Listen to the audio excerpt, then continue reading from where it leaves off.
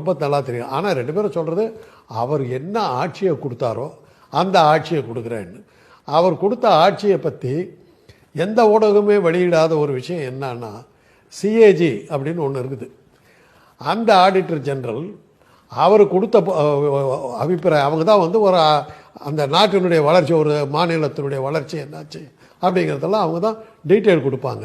அவங்க சிஏஜியினுடைய அறிக்கைப்படி எம்ஜிஆர் ஆட்சியில் இருந்த அந்த 9 ஆண்டு காலம் தமிழ்நாட்டில் ஒரு வளர்ச்சி பணியுமே நடைபெறவில்லை அப்படிங்கிறது அவங்க கொடுத்தது. நீங்கள் பார்த்தீங்கன்னா எங்கே வேணாலும் போய் பாருங்கள், எம்ஜிஆர் அடிக்கல் நாட்டி ஏதாவது ஒரு கட்டடம் இருக்குதான்னு பாருங்கள், எம்ஜிஆர் அடிக்கல் நாட்டி ஏதாவது ஒரு பாலம் இருக்குதான்னு பாருங்கள், எம்ஜிஆர் அடிக்கல் நாட்டி ஏதாவது ஒரு கல்லூரி இருக்குதான்னு பாருங்கள், எம்ஜிஆர் அடிக்கல் நாட்டி ஒரு தொழிற்சாலை இருக்குதான்னு பாருங்கள். எதுவுமே இருக்காது.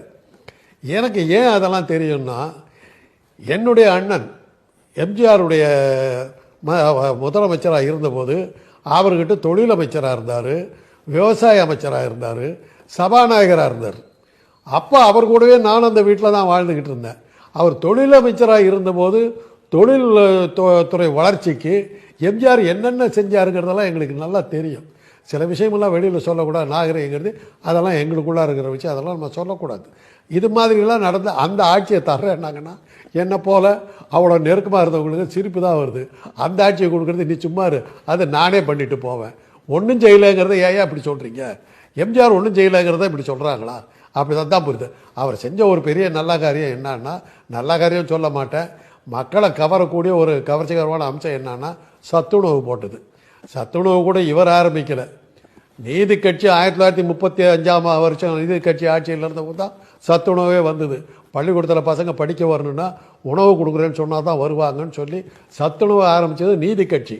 அது காங்கிரஸ் ஆட்சி வந்தபோது அதை நிறுத்திவிட்டாங்க. அதுக்கப்புறம் மறுபடியும் அதை அப்படியே எச்சத்துப்பிக்கிற மாதிரி தான் அர்த்தம், வேற ஒன்றும் இல்லை.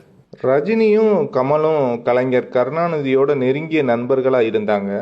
ஆனால் கலைஞர் கருணாநிதியோட ஆட்சியை பற்றி பேச மாட்டாங்க, எம்ஜிஆரோட ஆட்சியை தான் புகழ்ந்து பேசுகிறாங்களே.